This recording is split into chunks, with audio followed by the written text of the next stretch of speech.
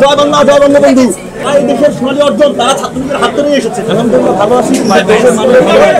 আজকে দেশে যে আইন শৃঙ্খলার অবনতি ঘটেছে আমরা দেখে ইতিহাসের স্মরণকালে এই ধরনের ঘটনা দেখিনি।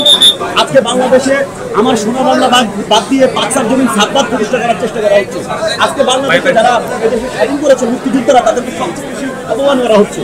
আজকে বাংলাদেশ আমরা কখনো বাংলাদেশে ৩০ লক্ষ মানুষ অর্জন করেনি।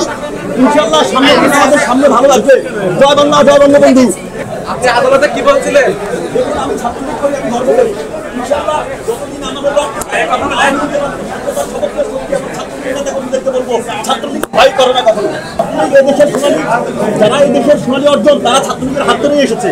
এদেশের ৭০ ভাষা আন্দোলন থেকে শুরু করে আজকে আপনারা দেখবেন ৭১ স্বাধীনতা যুদ্ধে ছাত্রলীগের নেতা কর্মীদের অবদান সবচেয়ে বেশি ছিল। ছাত্রলীগের নেতা কর্মীরা চাইবে ইনশাআল্লাহ। আর শেখ হাসিনা দেশের মানুষকে সবচেয়ে বেশি ভালোবাসতো। শেখ হাসিনা দেশের মানুষের দায়িত্ব নেবে ইনশাআল্লাহ। আপনি বললেন ঢাকা বিশ্ববিদ্যালয়ে একটি হত্যাকাণ্ড হয়নি, এটা বিষয়টা কি? জি, ঢাকা বিশ্ববিদ্যালয়ে হত্যাকাণ্ড হয়নি। এখন পর্যন্ত ঢাকা বিশ্ববিদ্যালয়ে দেখাতে পারেনি।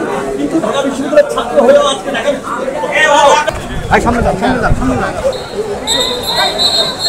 আপনার কি অনুতপ্ত? দেশের মানুষকে আজকে দুঃসময় দিয়ে অনুতপ্ত হওয়া যায়। দেশের মানুষ আজকে দুঃসময় পার করছে। দেশের মানুষ জনগণ বদলা নিবে।